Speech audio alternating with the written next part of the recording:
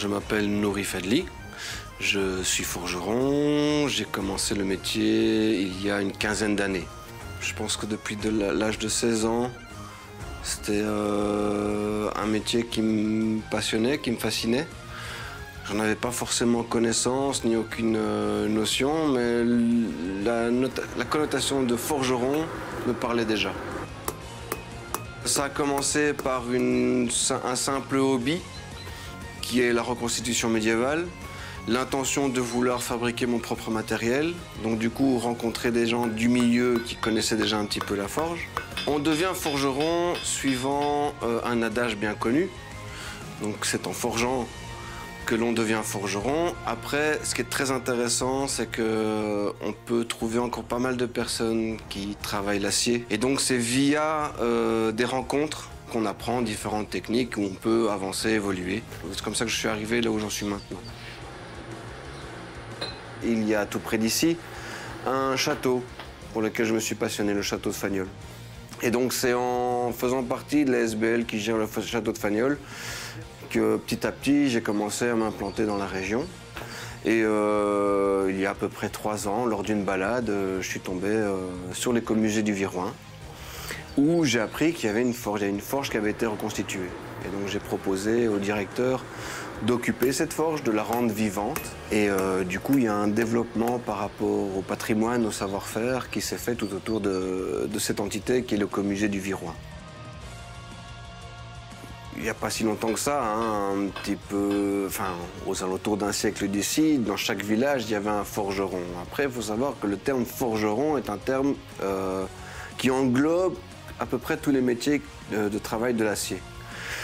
Donc, parmi les forgerons, on trouve le maréchal ferrant, on trouve le taillandier, on trouve le ferronnier, le chaudronnier. Donc, c'est un tas de métiers, et j'en passe. Hein, c'est un tas de métiers qui, finalement, sont tous des forgerons. Maintenant, c'est vrai que j'ai une petite spécialisation en coutellerie. C'est-à-dire que le couteau me passionne, la coutellerie me passionne, et donc, du coup, ben ouais, je fais un peu plus souvent des couteaux que des barrières ou des garde-corps. Le temps s'arrête, il y a une bulle qui se crée.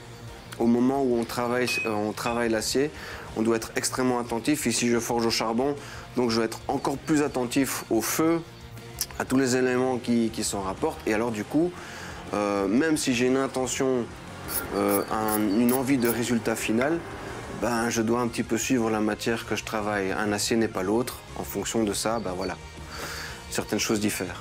La métallurgie est vraiment une science très diversifiée, et donc effectivement, quand on n'a pas de formation à ça, il y a beaucoup de questions ou beaucoup de choses encore à découvrir. À l'heure actuelle, je découvre encore pas mal de choses dans mon métier. Je pense qu'on n'arrête pas de découvrir dans ce métier-là.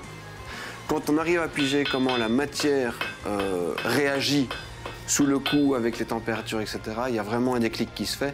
Là, on peut dire qu'on commence à être véritablement forgeron. Pour que le métal se donne vraiment bien, pour comment dire, minimiser l'effort, on commence à forger à partir de 800 degrés, 900 c'est l'idéal.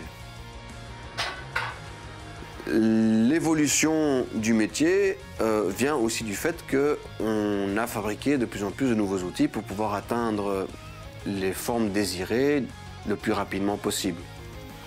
Il y a un autre adage qui vient de la forge qui dit « on bat le fer quand il est chaud ». C'est effectivement lorsque le fer est au plus chaud qui prend forme le plus facilement possible. Et donc on va créer des outils qui permettra de pouvoir agir le plus rapidement possible sur la pièce et donc du coup pouvoir enchaîner une production. On peut trouver sur le marché à l'heure actuelle pas mal d'outils déjà qui nous permettent de faire pas mal de choses différentes. Ça c'est faisable. Mais dès qu'on part sur quelque chose de spécifique, la plupart des forgerons ferronniers vont créer leurs propres outils. Ce métier permet de créer des outils déjà à la base. Donc c'est logique que le forgeron crée ses propres outils. Il est vrai qu'à l'heure actuelle, quand on parle d'artisanat, on parle souvent d'un hobby avec un petit peu plus. Et donc c'est assez difficile, en tout cas chez nous, de pouvoir en faire un métier. Et c'est pour ça que la créativité est vraiment très importante. Et la passion permet de tenir le coup, justement, par rapport à ça. C'est une chance et un choix de pouvoir faire ce métier qui, à la base, est une passion. Quoi qu'il advienne, forger, je forgerai jusqu'à la fin.